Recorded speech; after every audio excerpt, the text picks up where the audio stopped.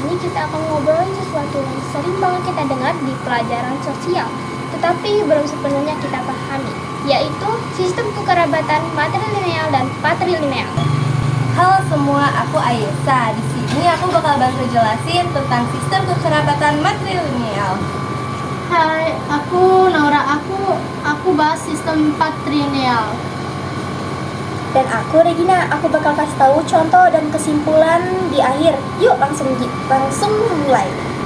Aisyah, yuk mulai dari kamu. Jadi sebenarnya sistem matrilineal itu apa sih? Oke, jadi sistem matrilineal adalah sistem kekerabatan yang menarik garis keturunan dari pihak ibu.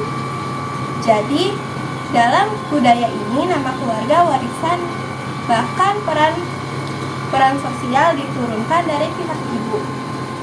Salah satu contohnya yang paling terkenal di Indonesia adalah suku Minangkabau di Sumatera Barat.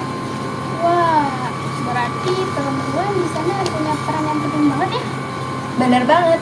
Misalnya perempuan Minang itu yang mewarisi rumah gadang, rumah adat keluarga. Laki-laki Minang setelah menikah justru pindah ke rumah istrinya loh.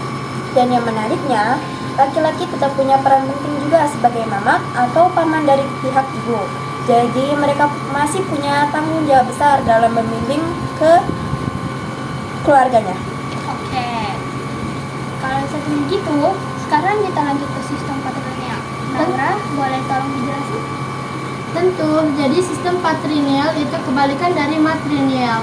Garis keturunan ditarik dari pihak ayah. Dalam sistem patrilineal, nama keluarga, warisan, dan posisi sosial diturunkan lewat ayah.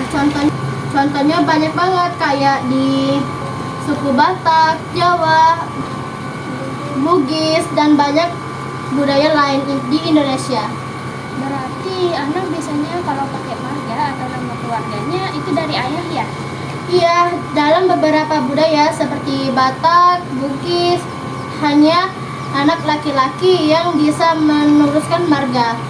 Misalnya, kalau seorang laki-laki Batak punya anak, maka marganya terus diwariskan.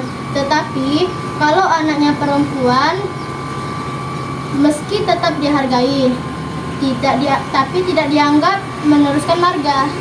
Bisa dibilang dalam patrilineal, laki-laki punya tanggung jawab besar, menjaga nama dan kehormatan keluarganya.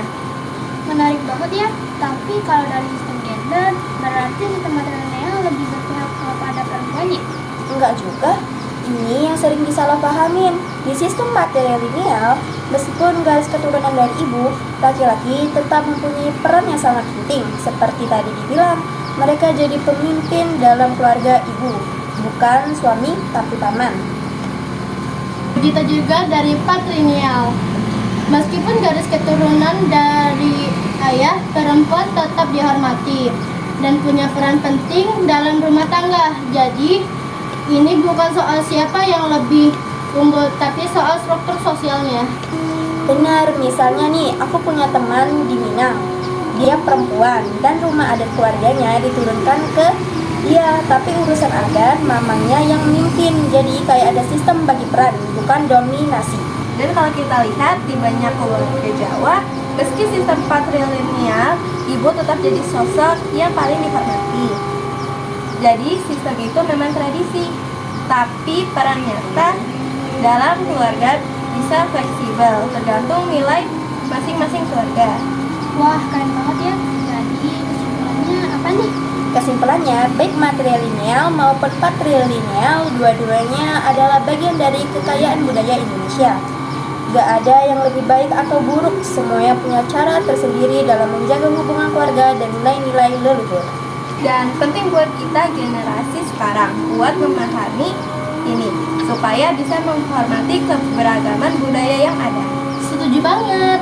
Kita nggak cuma mewarisi nama keluarga, tapi juga nilai-nilai baik dari kedua belah pihak. Oke, terima kasih banget buat Ayesha, Regina, dan Naura yang udah sharing hari ini. Dan terima kasih juga buat kalian semua yang udah dengerin. Jangan lupa kenali akar kita supaya kita bisa tumbuh kuat sebagai generasi penerus.